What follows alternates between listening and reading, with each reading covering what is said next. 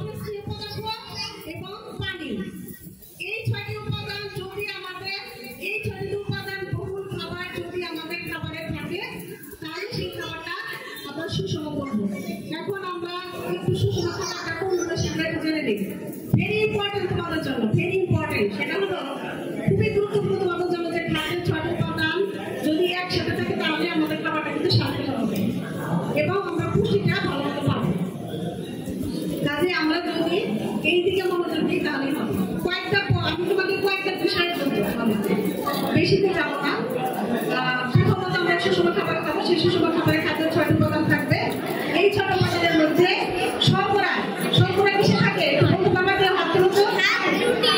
ভাত, রুটি, good, very good. তো অনেক কিছু ভালো দেখছি। আচ্ছা, আমরা চাল দিয়ে তৈরি যত খাবার, গম দিয়ে তৈরি যত খাবার, ভুট্টা, এগুলো হচ্ছে শর্করা জাতীয় খাবার। চিনি এবং যত রকম মিষ্টি জাতীয় খাবার রয়েছে, যত রকমের মিষ্টি ফলের রস রয়েছে, সবই হচ্ছে শর্করা। মধু, তারপর গুড়, চিনি। আচ্ছা, এবার আসে আমিষ। আমিষ কোনটা বলো তো? মাংস। ভেরি গুড, সব পারো দেখি। আচ্ছা, মাংস শুধু মাংসের হবে? আমিষ হলো সব ধরনের হালাল প্রাণীর মাংস, তাই না? সব মাংস করে খাবো না। আচ্ছা, গেল। তারপরে সেটা আরেকটি বলেন, সেটা কি বল? দুধ। আমরা সবাই দুধ খাবো। সবাই কি দুধ খাও?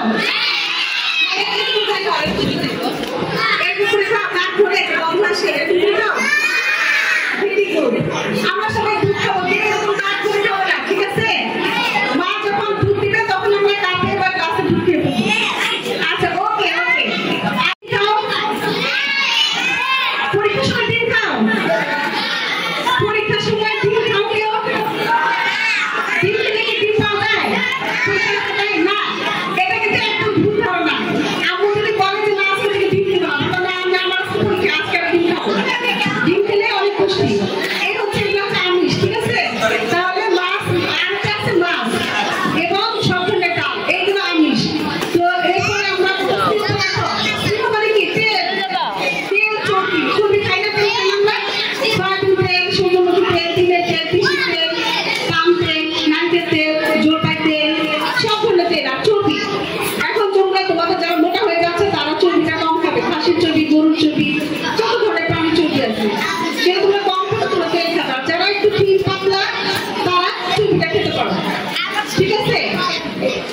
আচ্ছা, আর আরেকটা কি আছে? খনিজ পদার্থ যেমন ক্যালসিয়াম, ম্যাগনেসিয়াম, ক্লোরিন, তারপর জিঙ্ক, আয়রন, তারপর আয়োডিন, এগুলো হচ্ছে খনিজ পদার্থ। Very very important. Iodine, iron, এই দুটার ঘাটতি বেশি দেখা যায়, তাই না? আয়োডিন আর আয়োডিনের অভাবে আমাদের বাংলাদেশে কিন্তু আয়োডিনের অভাব কিন্তু বিভিন্ন ধরনের প্রবলেমে সব অনেক বাচ্চারা ভুগে থাকে এবং পরবর্তী দেখা যায় যে বড় হলে আরো বেশি সেটা প্রবল দেখা যায়, বিশেষ করে মেয়েদের। আর আয়রনের ঘাটতিতে মেয়েদের পরবর্তীতে আরো দেখা যায়। তাহলে আমরা খনিজ পদার্থ পাবো কোথা থেকে? এগুলো কি সামনে তুমি কি দেখতে পাচ্ছ? ফল। এই প্রথমে আমরা ফল থেকে খনিজ পদার্থ পাবো। আর পাবো হচ্ছে শাক, সব ধরনের শাক এবং সবজি। তাহলে আমরা কি খাবো? ফল খাবো, শাক খাবো, সবজি খাবো। ওকে, সব ধরনের সবজি খাবো, সব ধরনের ফল খাবো, সব ধরনের শাক খাবো। তোমরা কি বেঁচে খাও? সবজি খাও না শুধু মাংস খাও? বলতে বলতে মাংস দেবো, মাংস দাও। সবজি খাও, কে কে সবজি খাও? হাত তোলো। এদিকে হাত তুলে যাই। আমার মনে হয় এগুলো তোমরা প্রতিষ্ঠানে তোমাদের বইতে আছে, তারপরে ছবি লেখো, তারপরে তোমরা এগুলো জানো, তাহলে তোমরা তো সবই জানো। তো আমাদের যে আমি এখানে তোমাদেরকে বিশেষভাবে মানে বলে যাচ্ছি, বিশেষভাবে তোমাদের জন্য পরামর্শ তোমরা অবশ্যই এই সমস্ত রঙিন ফল খাবে। কি ধরনের ফল খাবে? যত রকমের ফল আছে, যত রকমের কালার আছে, কালার দেখে দেখে ফল খাবে।